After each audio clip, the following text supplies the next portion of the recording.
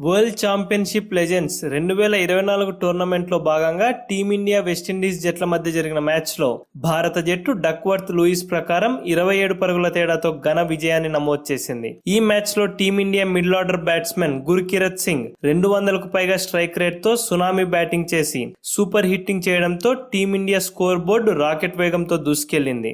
గత మ్యాచ్లో కూడా గుర్కిరత్ సింగ్ అద్భుతంగా ఆడాడు. గుర్కిరత్ సింగ్ లాంటి ఆణిముత్యాలు భారతదేశంలో చాలా మంది ఉన్నప్పటికీ అలాంటి ఆటగాళ్లు చాలా మంది టీమిండియా జట్టులో మాత్రం స్థానం దక్కించుకోలేకపోయారనే విషయం ఈ మ్యాచ్లను చూస్తే అర్థమవుతోంది. ఇప్పటి వరకు ఈ టోర్నమెంట్లో 2 మ్యాచ్లు ఆడిన టీమిండియా రెండింటిలోనూ ఘన విజయం సాధించి 4 పాయింట్స్తో మంచి నెట్ రన్ రేట్తో పాయింట్స్ టేబుల్లో నెంబర్ 1 స్థానానికి చేరుకుంది. టీమిండియా లెజెండ్స్ జట్టు దూకుడు చూస్తుంటే ఈ టోర్నమెంట్లో కూడా యువరాజ్ సేన ఫైనల్కి వెళ్లేలా కనపడుతోంది. ఈ మ్యాచ్ హైలైట్స్ విషయానికి వస్తే టాస్ గెలిచిన వెస్టిండీస్ జట్టు మొదట బౌలింగ్ చేయాలని డిసైడ్ అయింది.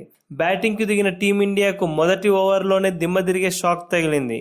వెస్టిండీస్ బౌలర్ బద్రీ బౌలింగ్లో ఓపెనర్ నమన్ ఓజా డక్అవుట్గా వెనుదిరిగాడు. ఇటువంటి పరిస్థితుల్లో మరో ఓపెనర్ రాబిన్ ఊతప్ప మెరుపు బ్యాటింగ్తో సిక్సర్లు బౌండరీలతో విరుచుకుపడుతూ స్కోర్ బోర్డును పరుగులు పెట్టించాడు.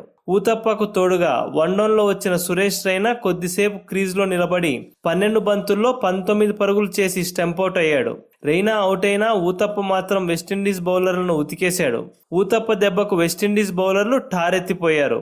ఇంత అద్భుతంగా ఆడుతున్న ఊతప్ప 18 బంతుల్లో 240 స్ట్రైక్ రేట్తో 43 పరుగులు చేశాక అవుట్ అయ్యాడు. ఊతప్ప అవుట్ అయ్యాక కొద్దిసేపు స్కోర్ బోర్డు నెమ్మదించినప్పటికీ ఆ తర్వాత వేగం పుంజుకుంది. యువరాజ్ సింగ్ యాంకర్ రోల్ పోషిస్తూ కొద్దిగా నెమ్మదిగా ఆడినా 5వ స్థానంలో వచ్చిన గుర్కిరత్ సింగ్ మాత్రం 200కు పైగా స్ట్రైక్ రేట్తో బ్యాటింగ్ చేస్తూ దంచికొట్టాడు. వెస్టిండీస్ బౌలర్లను ఉతికారేశాడు. వీరిద్దరూ కలిసి అద్భుతంగా ఆడుతున్న సమయంలో 25 బంతుల్లో 38 పరుగులు చేశాక యువరాజ్ సింగ్ రిటైర్డ్ హట్గా వెనుదిరిగాడు. యువరాజ్ వెళ్లిపోయినా గుర్కిరత్ సింగ్ మాత్రం తన విధ్వంసాన్ని ఆపలేదు. ఆకాశమే హద్దుగా చెలరేగిపోయి సిక్సర్లు బౌండరీల వర్షం కురిపించాడు.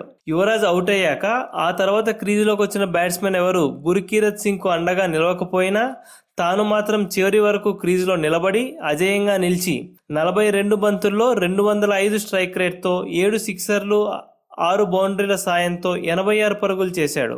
దీంతో భారత జట్టు 20 ఓవర్లకు గాను 5 వికెట్లు నష్టపోయి 229 పరుగులు చేసింది. వెస్టిండీస్ బౌలర్లలో బెస్ట్ 2 వికెట్లు పడగొట్టగా నర్స్, ఎడ్వర్డ్స్, బద్రీ చెరొక వికెట్ దక్కించుకున్నారు. 230 పరుగుల విజయ లక్ష్యంతో బరిలోకి దిగిన వెస్టిండీస్ జట్టుకు ఆ జట్టు ఓపెనర్లు ఆశించిన మెరుపు ఆరంభమైతే అందించలేకపోయారు. భారత బౌలర్లు కట్టుదిట్టంగా బౌలింగ్ చేయడంతో వెస్టిండీస్ ఓపెనర్లు క్రిస్ గేల్, స్మిత్ దూకుడుగా ఆడలేకపోయారు. ముఖ్యంగా క్రిస్ గేల్ ను కట్టడి చేయడంలో భారత బౌలర్లు సఫలమయ్యారు. 11 బంతుల్లో 14 పరుగులు చేసిన స్మిత్ ధావన్ కులకర్ణి బౌలింగ్లో అవుట్ అయ్యాడు. గేల్ 17 బంతుల్లో 14 పరుగులు, వాల్టన్ 5 బంతులకు గాను 1 పరుగు చేసి క్రీజ్లో ఉన్నప్పుడు వెస్టిండీస్ జట్టు 5.3 ఓవర్లకు గాను 1 వికెట్ నష్టపోయి 31 పరుగుల వద్ద ఉండగా అనూహ్యంగా భారీ వర్షం కురిసింది.